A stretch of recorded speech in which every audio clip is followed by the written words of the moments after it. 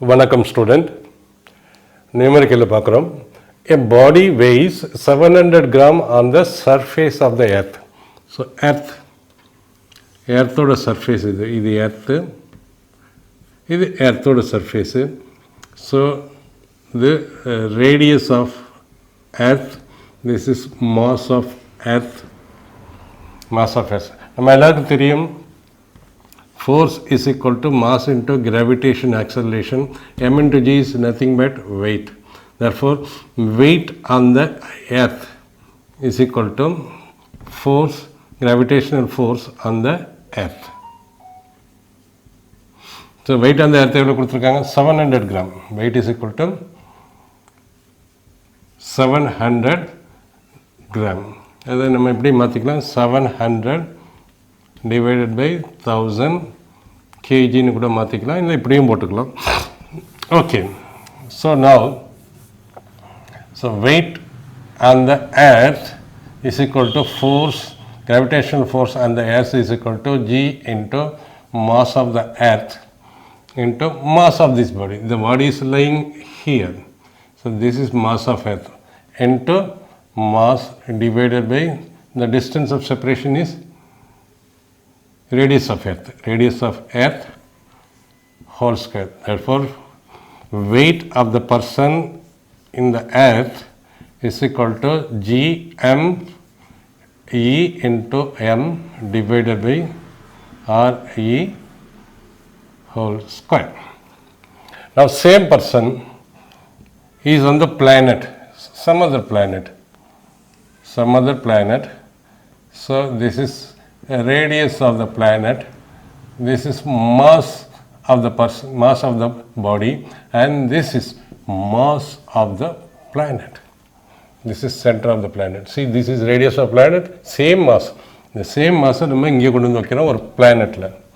Same way, weight of the person in the planet is equal to force of gravity, force of attraction due to gravity, and the person in the planet is equal to G. G is always constant. Universal, அதனால தான் இதை universal gravitational constant சொல்கிறோம். ஜியோட value எப்போதும் change ஆகுது, whether is எர்த்தில் இருந்தாலும் சரி, எந்த பிளானெட்டில் இருந்தாலும் சரி. Into mass of the planet into mass of the person divided by radius of the person. So weight of the person is equal to G. Mass of the person என்ன கொடுத்துருக்காங்க? Mass of the person 1.5 times of the earth. So mass of the person is equal to 1.7 times of the person in the earth.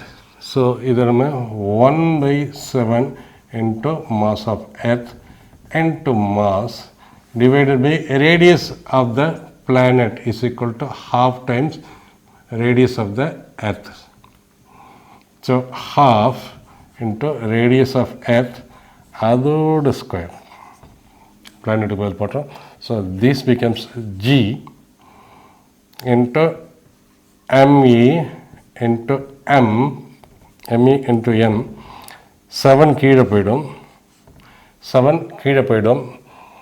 Okay. M into M divided by இந்த RE square பண்ணோம்னா RE square இருக்கும். 1/2 square பண்ணோம் 1/4 4 மேலே போயிடும். So this is equal to 1/4 of the person. What is this? This portion is equal to weight of the person in the earth. So we can say weight of the person in the planet is equal to 4/7 into weight of the person in the earth. எவ்வளோ வருது? 700 gram கொடுத்துருக்காங்க. Body weight 700 gram. So 700 gram 4/7 weight of the person in the earth, that is 700 divided by 1000 kilogram. So இதை நம்ம cancel பண்ணிடலாம், இதையும் நம்ம cancel பண்ணிடலாம், இதை கேன்சல் பண்ணலாம்.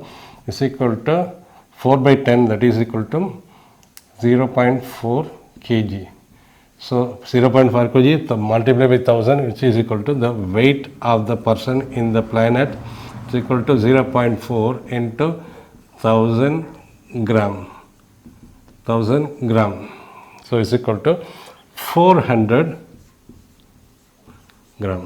So weight of the person in the earth is equal to 700 gram So இங்கே அந்த weight of the person the planet is equal to 400 gram. Two particles each of mass m go around the circle of radius r under the action of their mutual force of attraction. Find the speed of each particle. So ரெண்டு particle இதோட radius வந்து r, இதுவும் radius தான் r.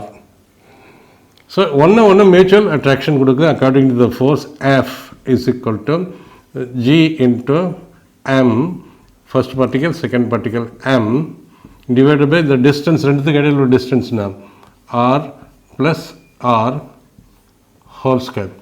So இது மேலே ஒரு force கொடுக்கும் இந்த பக்கம், இது மேலே இந்த ஒரு பக்கம் ஒரு ஃபோர்ஸ் கொடுக்கும் இந்த பக்கம். So this is force, mutual force of attraction, that is gravitation force of attraction. The force of attraction mass 1 and 2. The force of attraction on mass 2 by 1 and force of attraction on mass 1 by 2 is equal to F. ஏன்னா வந்து ரெண்டுத்துக்கும் இது magnitude சேமாக இருக்கும், but only thing இந்த F21 ரெண்டும் ஈக்குவலாக இருக்கும் மேக்னிடியூடில், but F21 is equal to இது இந்த பக்கம் இருந்தால் இது இந்த பக்கம் மைனஸ் ஆஃப் F12. ஸோ இடையில ஃபோர்ஸ் ஆஃப் அட்ராக்ஷன் இருக்குது. நம்ம சர்க்குலர் மோஷனில் பார்த்துருப்போம். ஒரு பாடி வந்து சர்க்குலர் மோஷனில் ரொட்டேட் பண்ணுன்னா, ஸோ பாடி இப்படி ரொட்டேட் பண்ணுதுன்னா, ஸோ பாடி இந்த பார்ட்டிக்கல் இப்படி போக ட்ரை பண்ணோம், அப்போ இங்கே ஒரு ஃபோர்ஸு இப்படி ஆக்ட் பண்ணோம். ஸோ இங்கே இருக்கிற போது இந்த பார்ட்டிக்கல் வந்து இந்த பார்ட்டிகல் இங்கே எப்படி போக ட்ரை பண்ணோம் with linear velocity. Linear velocity is always tangential. Linear velocity இந்த இடத்துல எப்படி இருக்குன்னா அதுக்கு ஒரு டேஞ்சன் போட்டோம்னா அதுதான் லீனியர் வெலாசிட்டி. ஸோ இங்கே ஒரு ஃபோர்ஸ் இது மேலே இப்படி ஆக்ட் பண்ணோம், அப்போ தான் எங்கெங்கே போதோ அங்கங்கே இது இப்படி லீனியர் வெலாசிட்டி இப்படி எஸ்கேப் ஆக ட்ரை பண்ணும். பட் ஒரு ஃபோர்ஸு டுவர்ட்ஸ் த சென்டர் ஒரு force towards the centre act பண்ணும். ஸோ சர்க்குலர் பாத்துலேருந்து இப்படி போக ட்ரை பண்ணிச்சுன்னா அந்த ஒரு ஃபோர்ஸ் ஆக்ட் பண்ணி அதை சர்க்குலர் பாத்தில் வைக்கும். இங்கேனா இப்படி வைக்கும், இங்கேனா இப்படி வைக்கும். ஸோ அப்படிங்கிற போது the force required to keep the mass a particle moving in a circular path is the centripetal force. That is this force. இப்படி ஆக்ட் பண்ணுது centripetal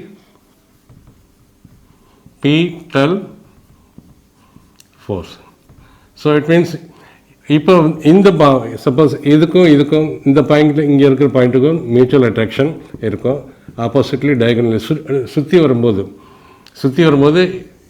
இந்த பார்ட்டிக்கல் இங்கே வரும்போது இந்த பார்ட்டிக்கல் இங்கே வரும், இந்த பார்ட்டிக்கல் இங்கே இருக்கும்போது, ஏன்னா ரெண்டுத்துக்கும் உள்ள டிஸ்டன்ஸ் வந்து r+r. ஸோ இது வந்து இதை இப்படி அட்ராக்ட் பண்ணும், இது அட்ராக்ட் பண்ணும். So distance is equal to r+r, that is 2r. So this force of attraction, the force of attraction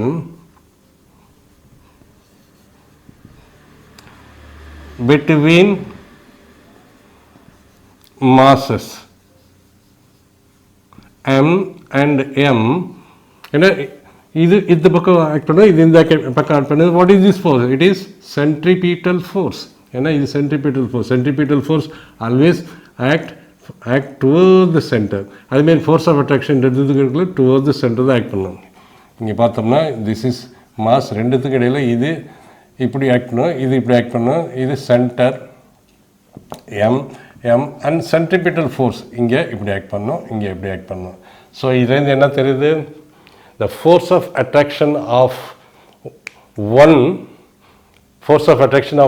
mass 1 on 2, that is F21, is towards, that is F21 and F12 random towards the center of the circle, which is responsible for moving the particle in the circular path.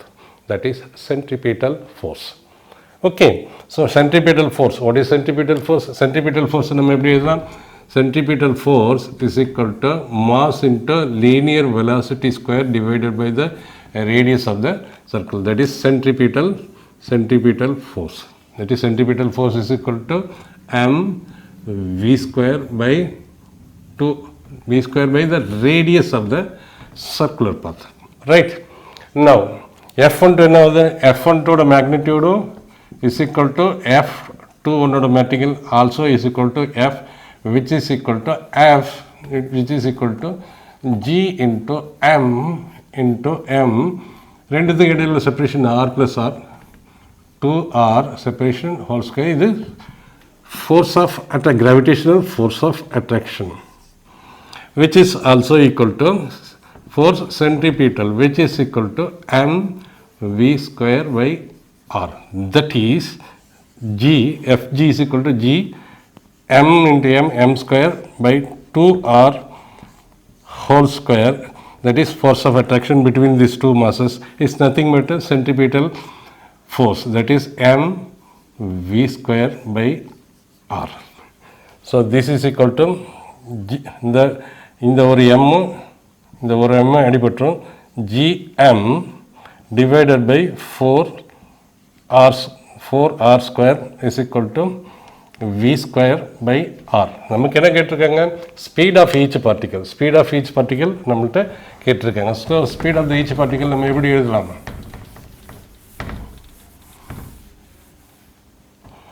So இந்த ஆரையும் நம்ம இதையும் நம்ம cancel பண்ணிட்டா இது என்ன வரும்? Is equal to gm divided by 4r is equal to v square. gm divided by 4r is equal to r, v square is equal to gm by 4r, or v is equal to velocity of the speed of the particle moving in the circular path with due to the mutual attraction. ரெண்டுத்துக்கும் இடையில உள்ள mutual attraction தான் அந்த circular பாத்தில் வைக்கிது. Circular பாத்தில் வைக்கிற போது சர்க்குலர் பாத்து போகணுன்னா we need a centripetal force. That centripetal force is nothing but gravitational force of attraction. V is equal to under root gm by 4r. Now V1 is equal to V2 is equal to V is equal to under root gm by 4r. ஏன்? ஏன்னா V1 what is the velocity of the first particle? ரெண்டு பார்ட்டிகளுக்கு இதோட velocity என்ன? இதோட velocity வந்து say this is first particle V1, tangential linear velocity, always draw a tangent in the circular path, that gives a this is V1 and this is V2. ரெண்டு சிமெட்ரிக்கலாக இருக்குது. ஏன்னா gravitational ஃபோர்ஸுக்கு ரெண்டுக்கு என்ன வரும்? G into m divided by the separation square. So G into m into separation square and centripetal force. இங்கே இந்த expression பார்த்தோம்னா ரெண்டுத்துக்கும் gravitation force same. F1 is equal F12 is equal to F21. ஏன்னா F magnitudely F21 is equal to F12 is equal to F is equal to G by m into m divided by 2r whole square, which is equal to m centripetal force. இந்த force of attraction தான் centripetal action கொடுக்குது. So therefore இதுவும் mass same, ரெண்டுத்துக்கும் radius சேமாக இருக்குது. So ரெண்டுத்துக்கும் ரெண்டு equation பண்ணுற போது V1 is equal to V2 r velocity of both the particle is equal to under root gm by 4r. நல்லா தெரிஞ்சுக்கிறது, since m1 and m2 are identical, அந்த டிஸ்டன்ஸ் ரெண்டுத்துக்கும் இடையில உள்ள டிஸ்டன்ஸ் 2r, ஒன்றுக்கு r இன்னொன்றுக்கு 3r இல்லை, ரெண்டுத்துக்கும் இடையில ஒரு டிஸ்டன்ஸ் 2r, ரெண்டுத்துக்கும் centrifugal force mv square by இந்த ரேடியஸ். ரெண்டை ஈக்குவேட் பண்ணுற போது V1ம் V2வும் சேமாக இருக்கும், which is equal to under root gm 4 by r. What is the magnitude of gravitational force F on particle m due to the rod of mass m? இது பார்க்கறதுக்கு முன்னாடி நம்ம சில விஷயம் பார்ப்போம். கிராவிடேஷனல் ஃபோர்ஸ் என்ன கொடுக்குறோம்? G into mass of one particle, mass of another particle divided by its distance square. இந்த ஃபார்முலா எங்கெங்க யூஸ் பண்ணலாம்? ரெண்டு பாயிண்ட் மாஸ் இருந்ததுன்னா ரெண்டுத்துக்கும் இடையில distance r, this is m, this is m அப்படின்னா இந்த ஃபார்முலா நம்ம யூஸ் பண்ணலாம். ஒரு ரெண்டு ஸ்பெரிக்கல் மாஸ் இருந்ததுன்னா m அப்போயும் இந்த ஃபார்முலா நம்ம யூஸ் பண்ணலாம். ஒரு ஸ்பெரிக்கல் மாஸாக இருந்து இன்னொன்று பாயிண்ட் மாஸாக இருந்ததுன்னா ரெண்டுத்துக்கும் இடையில டிஸ்டன்ஸ் ஆர் இருந்ததுன்னா அப்போவே நம்ம இந்த ஃபார்முலாவை நம்ம யூஸ் பண்ணலாம். இதோட mass m, that is spherical point mass and point mass and point mass spherical mass and spherical mass. அப்படி இருந்தால் நம்ம இந்த ஃபார்முலாவை யூஸ் பண்ணலாம். F is equal to Gmm divided by R square. Suppose இங்கே ஒரு பாயிண்ட் மாஸா அல்லது பாயிண்ட் அல்லது ஸ்பெரிக்கல் மாஸாக இருந்தால் கிரிட்டிக்கல் இந்த இடத்துல ஒரு ராட் இருந்ததுன்னா of mass m, this is mass small m and this is capital M, அந்த இடத்துல என்ன பண்ணணும்னா நம்ம இந்த ஃபார்முலாவை நம்ம யூஸ் பண்ண முடியாது. ஏன்னா force between spherical body and a point mass, force between point mass and a rod single எப்படி இருந்ததுன்னா நம்ம இன்டகிரேஷன் மெத்தட், சிங்கிள் இன்டகிரேஷன் மெத்தடை யூஸ் பண்ணி தான் இந்த ப்ராப்ளத்தை சால்வ் பண்ணணும். இந்த ஃபார்முலாவை டைரெக்டாக நம்ம யூஸ் பண்ண முடியாது. பிகாஸ் இதோட மாஸ் வந்து எல்லாம் ஒரே இடத்துல கான்சென்ட்ரேட் ஆகணும், பாயிண்ட் மாஸ் மாரியோ அல்லது ஸ்பெரிக்கல் மாஸ் மாரியோ. ஸ்பெரிக்கல் மாஸ் என்ன, ஸ்பெரிக்கல் பாடி இருந்ததுன்னா அதோட entire mass concentrating at it's centre. So இதை நம்ம பாயிண்ட் மாஸ்ன்னு யூஸ் பண்ணிக்கலாம். பட் அதே மாதிரி ரெண்டு ராடு இருந்தால், இது ஒரு ராடு, இது ஒரு ராடு, இதோட மாசு m, இதோட மாசு m, ரெண்டு செப்பரேட்டட் பை டிஸ்டன்ஸ் ஆர். அப்போ நம்ம டபுள் இன்டகிரேஷன் யூஸ் பண்ணி தான் அந்த மாதிரி ப்ராப்ளத்தை நம்ம சால்வ் பண்ண முடியும். டபுள் இன்டகிரேஷன் ஃபிசிக்ஸில் கிடையாது, அதனால் இந்தமாரி ப்ராப்ளம் வர்றதுக்கு சான்ஸ் இல்லை. இந்தமாரி ப்ராப்ளம் இதை கொடுத்துருக்காங்க. ஸோ இந்த ப்ராப்ளத்தில் என்ன கொடுத்துருக்காங்க, ஒரு பாயிண்ட் மாஸ் கொடுத்துருக்காங்க, இன்னொரு ராடு கொடுத்துருக்காங்க. ஸோ இந்த ராடு மாஸ் m, அதோட லென்த்து வந்து L, இந்த ராடு இது மேலே எவ்வளோ ஃபோர்ஸ் கொடுக்குன்னு கண்டுபிடிக்கணும். ஸோ இது வந்து இந்த ராடு இது மேலே இப்படி ஒரு ஃபோர்ஸ் கொடுக்கும். ஸோ இந்த பாயிண்ட் மாஸும் இது மேலே இப்படி ஒரு ஃபோர்ஸ் கொடுக்கும். பட் இது மேலே எவ்வளோ ஃபோர்ஸ் கொடுக்குதுங்கிறத நம்ம பார்க்கணும். ரெண்டும் நியூமெரிக்கலி ஈக்குவலாக தான் இருக்கும். ஸோ ஃபஸ்ட்டு நம்ம பார்ப்போம் force given by rod on the point mass. See, ராடோட point mass of rod is m, which is not concentrated at one point. So அப்போ நம்ம என்ன பண்ணணும்னா, we will take a small elementary length,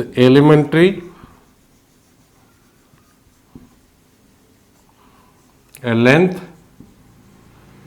of rod of mass dm. See, elementary rod, see இதை நம்ம இங்கே எடுத்துக்கிறோம். We take this elementary rod whose mass is dm, whose length is dx. So இப்போ this will give you a force, small amount of force on the point mass. Point mass, so it will give you df on this will give you df on this one. So it is at a distance of x. This elementary mass is at a distance x from the point mass. Okay, it is at a distance x. So இங்கே என்ன வரும், here the x is equal to 0. இங்கே வந்து இந்த இடத்துல என்ன x எவ்வளோ, x is equal to d. இங்கே வந்து x is equal to d plus x is equal to d plus l. ஏன்னா இங்கேருந்து d லென்த் இருக்குது plus d plus l, d plus l length அங்கே இருக்குது. இது லோயர் லிமிட், அப்பர் லிமிட். இது எவ்வளோ தூரத்தில் இந்த point mass, it is at a distance of x. So நம்ம இப்போ என்ன பண்ணணும்னா, ஒரு ஸ்மால் எலிமெண்ட் லென்த் எடுத்துக்கிட்டு அது அந்த போர்ஷன் இது மேலே எவ்வளோ ஃபோர்ஸ் கொடுக்குதுன்னு நம்ம கண்டுபிடிப்போம். So that is equal to df, small amount of force. This gives you df, the attraction force. இது வந்து இந்த மாஸ், ஸ்மால் மாஸ், இது point mass m, small m attract பண்ணுது. ஸோ df என்ன வரும், df is equal to g into mass, g into mass of the point mass into dm, அதுதான் இதோட mass, dm divided by distance of separation எவ்வளவு, x whole square, x whole square, இதுதான் dm is equal to, so x square இதை நம்ம எப்படி எழுதிக்கலாம், is equal to gm dm into x power minus 2 அப்படின்னு நம்ம இதை எழுதிக்கலாம். இன்னொன்று நம்ம பார்ப்போம், mass of the rod per unit length, இதுவும் small elementary mass of elementary length ரெண்டு ஈக்குவலாக இருக்கும்.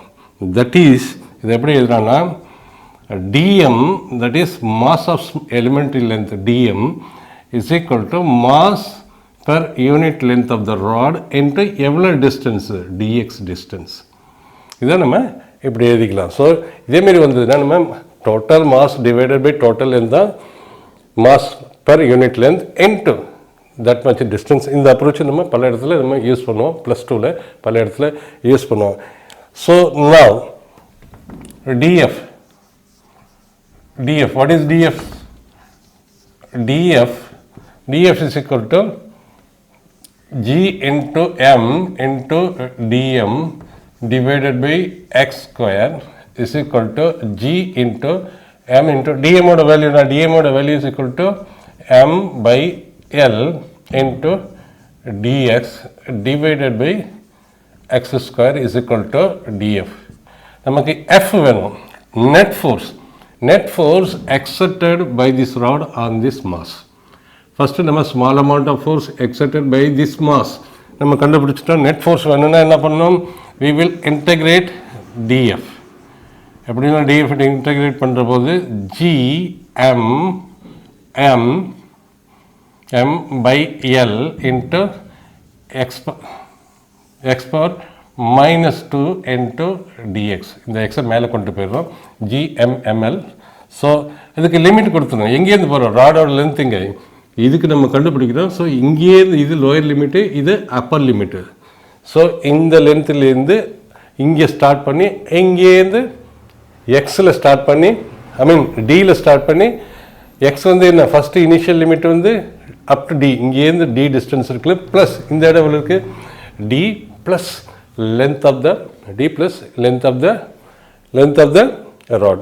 So this is equal to d, x is equal to d. ஏன்னா ஏற்கனவே நம்ம எக்ஸ்னு வச்சுக்கிட்டோம், எக்ஸ் இந்த இடத்துல எக்ஸ் வந்து லோயர் லிமிட் வந்து d and here x is equal to d plus l or force, net force, total force. This is for force total given by the entire rod. This is the total force, small amount of force given by the elemental length is equal to g constant நம்ம வெளியில் எடுத்துக்கலாம் m by l into d plus l into x power minus 2 into dx.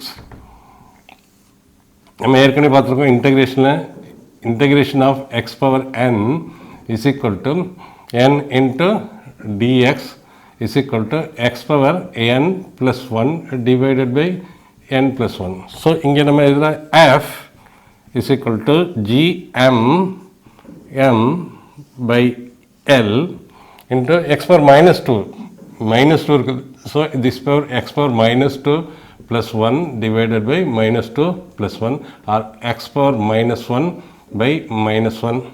So இதை நம்ம எப்படி எழுதிக்கலாம், into 1 by x power minus 1 கீழே கொண்டு போனால் 1 by x minus 1 இப்படி வந்துடும். So lower limit is d, upper limit is lower limit is d, upper limit is d plus l. So இந்த மைனஸ் வெளியில் எடுத்துடலாம். So net force is equal to minus gm into first லிமிட்டை கொடுப்போம். First limit என்ன கொடுப்போம், மைனஸாக வெளியில் எடுத்துட்டோம். First limit d plus l, 1 by எக்ஸுக்கு பதில் 1 by d plus l minus lower limit, upper limit கொடுத்துட்டோம், லோயர் லிமிட் வந்து d. ஸோ இப்போ இந்த மைனஸ் உள்ளே கொண்டு போயிட்டோம்னா டி மைனஸ் ஜிஎம்எம். டிஃப்ரென்ஷியேஷன் உங்களுக்கு கண்டிப்பாக தெரிஞ்சிருக்கணும், ஏற்கனவே நான் மேத்தமேட்டிக்ஸ் டூல்ஸில் போட்டிருக்கேன், தெரியலன்னா தயவுசெய்து ரெஃபர் பண்ணுங்கள். இன்டகிரேஷன், வெக்டர், அப்புறம் வெக்டர், அப்புறம் ரிசல்யூஷன் ஆஃப் ஃபோர்ஸஸ் இது தெரியாமல் நமக்கு போடுறது கஷ்டம். So this is equal to GM by l, sorry இந்த எல் மிஸ் பண்ணிட்டோம், l GM m by l into d minus d plus l divided by d into d plus L. So force is equal to G M M by L into இது என்ன d minus d, d minus d plus L, minus இங்கே வெளியில் தான் வச்சுருக்கோமா, minus உள்ளே கொண்டு போயிட்டோம்னா this will become, minus வெளியிலே வச்சுருக்கோம் இப்போ, minus d minus d plus L. So this is equal to minus d minus L divided by d into d plus L. So minus உள்ள கொண்டு போயிட்டோம்னா g m m into L divided by d into d plus L. Simple simplification, வேறு ஒன்றுமே கிடையாது. Divided by l, இந்த l cancel ஆகிடும். So net force of attraction by the rod on the point mass small m is equal to GMM divided by d plus l. இதுதான் answer. So இதுலேருந்து நம்ம என்ன பார்க்குறோம்னா, பாயிண்ட் மாஸும் rod வந்து நம்ம இன்டெகிரேஷன் அப்ரோச் பண்ணுவோம். இன்டெகிரேஷன் அப்ரோச்சில் ஒரு ஸ்மால் எலிமெண்ட்லேருந்து எடுத்துக்கிட்டு அது லிமிட் கொடுப்போம், எந்த லோயர் லிமிட்லேருந்து அப்பர் லிமிட்டுக்கு கொடுத்து அதை சால்வ் பண்ணோம்னா, so we get the net attractive force by the rod on the point mass நமக்கு கிடைச்சிடும்.